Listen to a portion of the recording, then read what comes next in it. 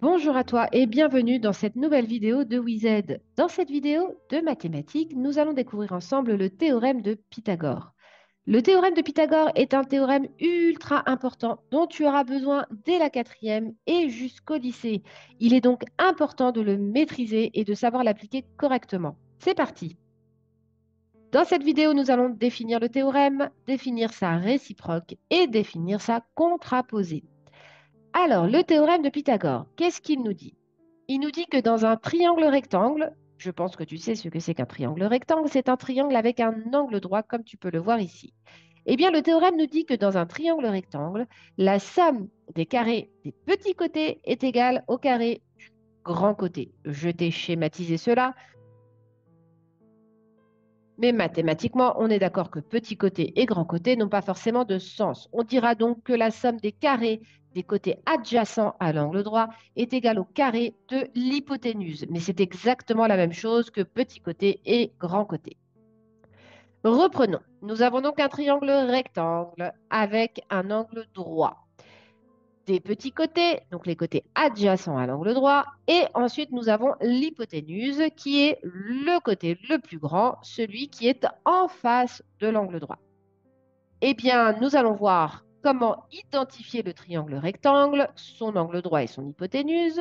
Nous allons voir quelle est la mesure qu'on cherche à calculer et enfin, nous allons appliquer le théorème pour pouvoir calculer les mesures, tout simplement. C'est parti, petit exemple de mise en pratique. Nous avons le triangle ABC. Comme tu peux le voir, nous avons marqué A la mesure du côté AB, B la mesure du côté AC et C la mesure de l'hypoténuse, le côté BC. Et nous cherchons la mesure du côté BC que nous avons appelé C. On voit bien que le triangle est rectangulaire A, c'est une information que nous te donnons puisque c'est marqué sur le schéma. On a les mesures de ces côtés BA et AC. Nous pouvons donc, comme le triangle est rectangle en A, appliquer le théorème de Pythagore et en déduire la troisième mesure. Mais comment?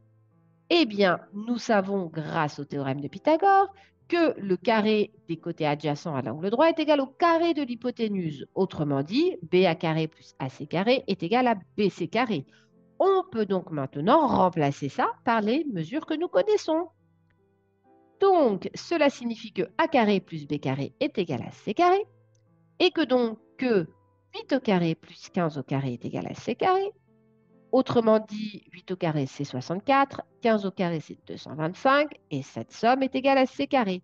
Autrement dit, 289 est égal à C carré. Est-ce que tu vois quelle est l'étape qui vient ensuite? Eh bien, nous allons pouvoir écrire que C est égal à racine carrée de 289.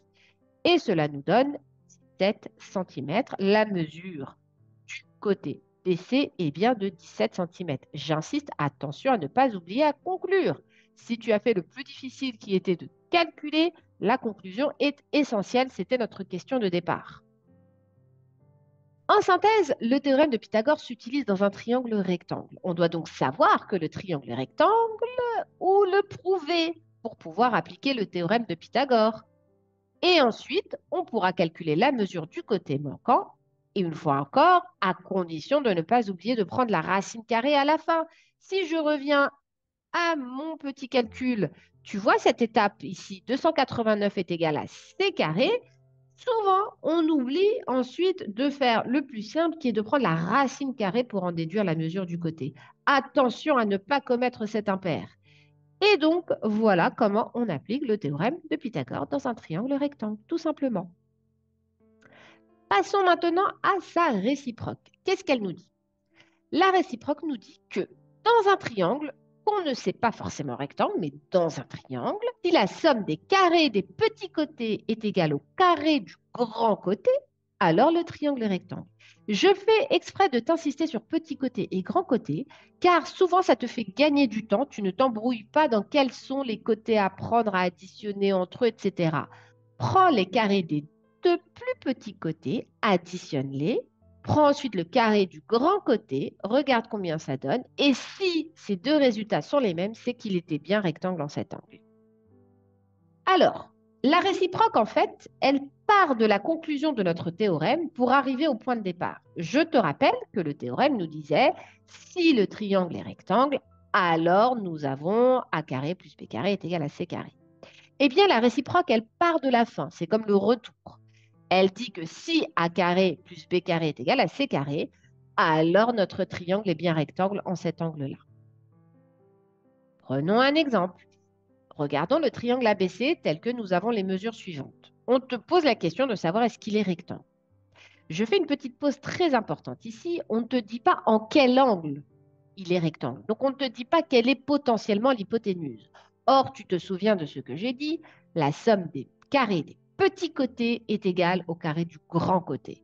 Il te suffit donc de regarder les mesures et de voir que potentiellement, mon grand côté sera donc baissé puisque c'est la mesure la plus grande. Alors, on y va. Selon la réciproque du théorème de Pythagore, le triangle est rectangle si la somme des carrés des petits côtés est égale au carré du grand côté. On est là, petit, petit, grand. C'est parti, on calcule. AB carré plus AC carré, ça nous fait 4 au carré plus 3 au carré, ce qui nous donne donc 16 plus 9, ce qui nous donne donc 25. Maintenant, calculons BC carré. BC carré est égal à 5 au carré, ce qui nous donne 25. Maintenant, on va donc conclure. Nous avons donc A carré plus AC carré qui est égal à BC carré, notamment 25, et donc le triangle est bien rectangle en A. Le théorème nous dit donc si le triangle est rectangle, on a cette égalité, A carré plus B carré égale C carré. La réciproque nous dit donc que si on a cette égalité, A carré plus B carré est égal à C carré, alors le triangle est rectangle en l'angle, en l'occurrence, qui nous intéressait. Passons à la contraposée. Eh bien, la contraposée est issue de la réciproque. Elle nous dit que si on n'a pas l'égalité entre la somme des carrés des petits côtés et le carré du grand côté, eh bien, le triangle n'est pas rectangle en l'angle qui nous intéressait. Alors, la contraposée est tirée de la réciproque.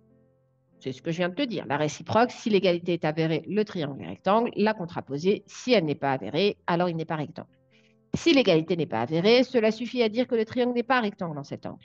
Attention, je tiens quand même à te préciser que ce n'est pas parce qu'il n'est pas rectangle en cet angle qu'il n'est pas rectangle en un autre angle. Pourquoi? Parce que parfois, on se trompe d'hypoténuse. Et oui, ça arrive quand on oublie la règle des petits grands côtés, on se trompe peut-être de calcul. Donc, vérifie bien que tu as pris la somme des petits côtés au carré et que tu l'as comparé avec le carré du grand côté, auquel cas tu es tranquille.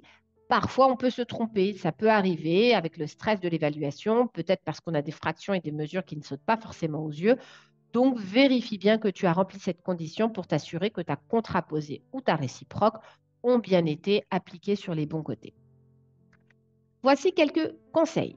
Prends toujours le temps de comprendre ton exercice avant de te lancer dans des calculs. Une fois que tu as compris comment appliquer le théorème, quels sont les calculs à faire, prends ton temps pour bien soigner ta rédaction et justifier. Car, mine de rien, même si les calculs peuvent se faire en 3 ou 4 lignes, eh bien, tu peux doubler, voire tripler ta rédaction parce que tu dois justifier comment et pourquoi tu as utilisé le théorème. Pourquoi est-ce que tu as estimé que le triangle était rectangle? Dans le meilleur des cas, on te le dit, mais parfois on ne te le dit pas. Donc, il faut vraiment soigner ta rédaction et c'est là et c'est pour ça que je te dis de faire plein d'exercices de mise en pratique. Donc, fais autant d'exercices d'application que possible car il y a beaucoup de déclinaisons possibles du théorème de Pythagore. Souvent, d'ailleurs, tu verras que dans les exercices, on va te parler du nombre projeté, d'une piste de ski, d'une grue. Donc, c'est souvent des réalités qui sont peut-être trop abstraites pour toi ou peut-être même trop concrètes ou loin de ce que tu as pu faire en exercice. Donc, fais autant d'exercices d'application que possible. Dans certains exercices, on va même appliquer la réciproque pour prouver que le triangle est rectangle et ensuite utiliser ceci pour calculer une autre mesure. Donc, parfois, on peut même commencer par la fin, revenir au début, etc. Le théorème de Pythagore, sa réciproque et sa contraposée sont des outils de calcul pour déterminer des mesures. On peut en avoir besoin dès maintenant jusqu'au lycée, quand tu feras de la trigonométrie. Donc, voilà mes conseils. N'hésite pas à liker, partager, t'abonner à cette chaîne si tu estimes que cette vidéo t'a été utile. N'hésite pas à la revoir de nouveau. Si tu as des questions en commentaire, avec grand plaisir, j'y répondrai. Et pour ma part, je te dis à très bientôt.